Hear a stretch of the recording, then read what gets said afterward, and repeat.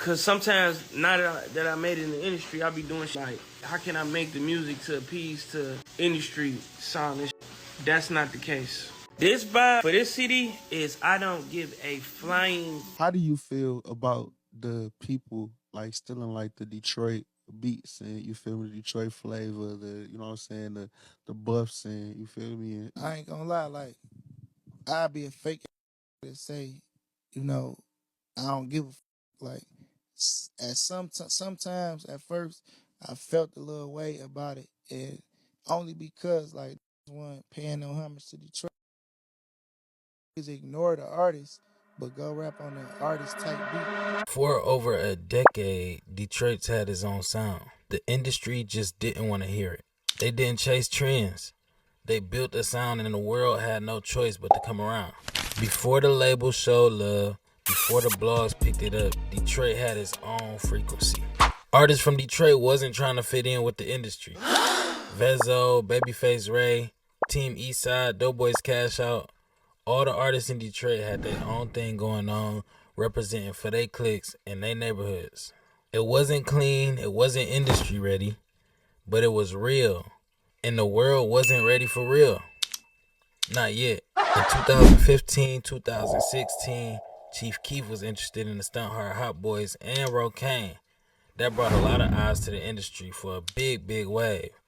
They didn't take it all the way to the status that these newer artists did, but that was one of the starting points for Detroit having these industry eyes on them. And even further back, Chief Keef tapped in with a lot of Detroit artists. Snap Dogg had Dirt coming to the city, and if I'm not mistaken, Little Baby.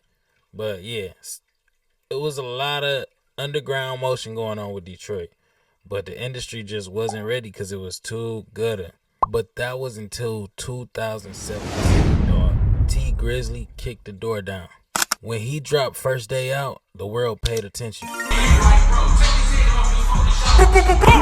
It felt like the doors cracked open. The foundation was laid, but the city was still fighting for its own space. While the world was getting familiar with the Detroit sound, I swear Vezzo was locked up. And when he came home, he came back with a whole new way. His tone was heavier.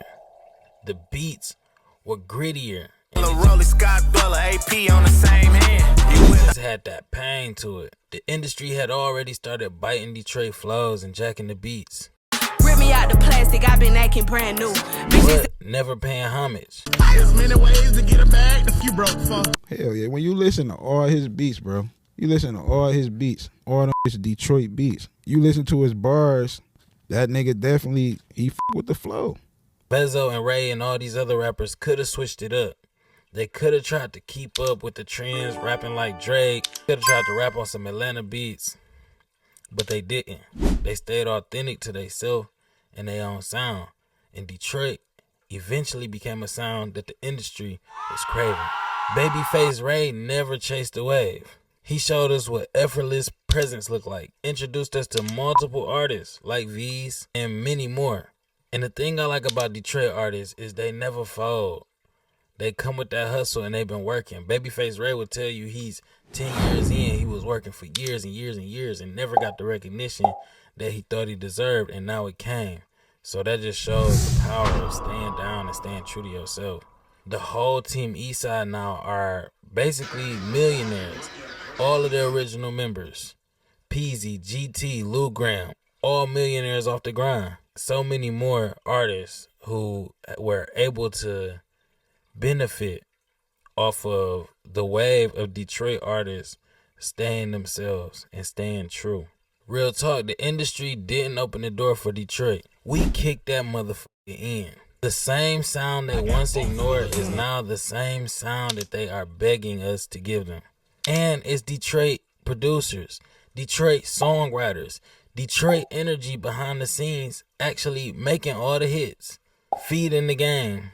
We stayed true as a city and a culture, and in the end, it came back full circle.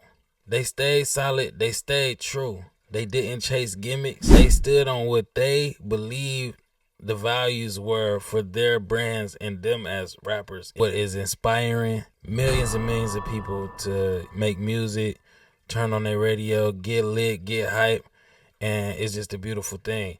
People out there came up with, I used to have a studio with Vezo. I actually went to Vezo's dinner before he went and did his bid. And we was praying for it, knowing when he came out he was gonna go crazy, but I never expected that all of this was gonna happen for the Detroit scene. It's amazing to watch, and I can't wait to see what else happens. And that is the power of staying true. Twitch, Instagram, follow for more.